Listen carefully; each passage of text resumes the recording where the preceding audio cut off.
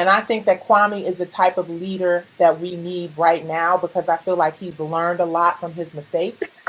I feel like he's grown up a lot. I feel like the Black community needs a Black man that's going to really stand up and be fearless and can speak from all sides of it. The question was about a pandemic on health, flu. And my opponent talked about he's going to get some clinics up.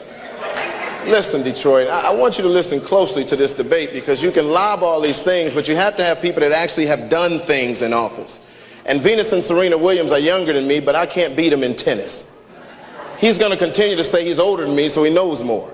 Let me say this. You have to have operating systems first that work well every day. We have the best emergency operations plan in the United States of America. We've been held up by the U.S. Senate, the President of the United States, of having such.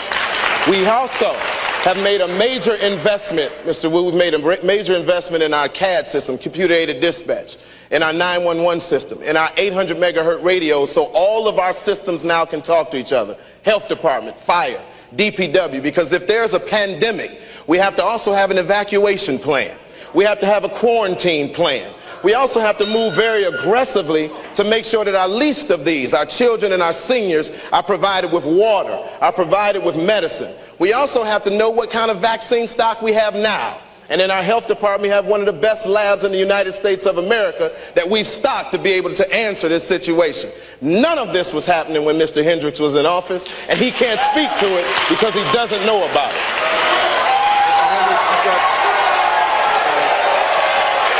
Mr. Hendricks, you've got, well, gang, really, we're already running over on time. Let me just say, seconds. You know, I might be a pretty face, but he's a great talker. Don't you agree?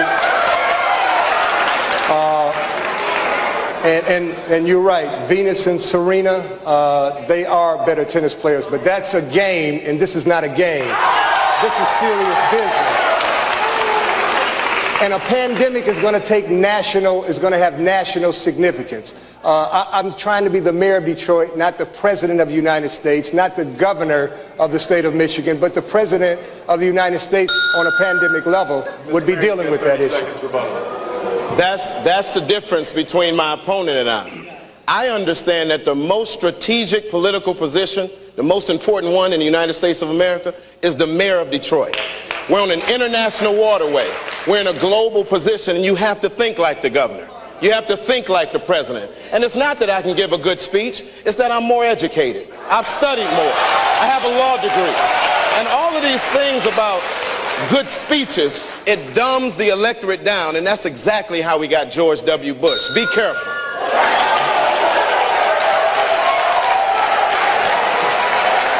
So, Chris, what do you think?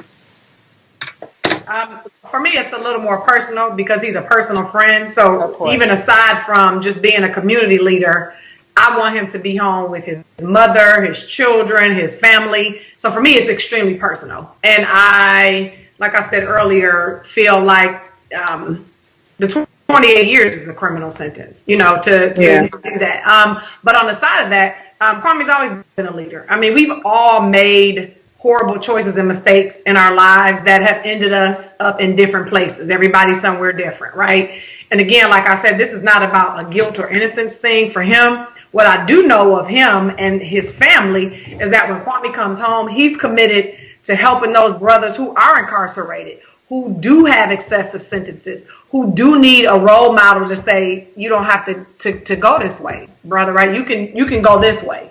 He's a powerful motivator for African-American men and anybody at this point. And I know that what he's committed to do is lead God's people. That he's in a completely different space.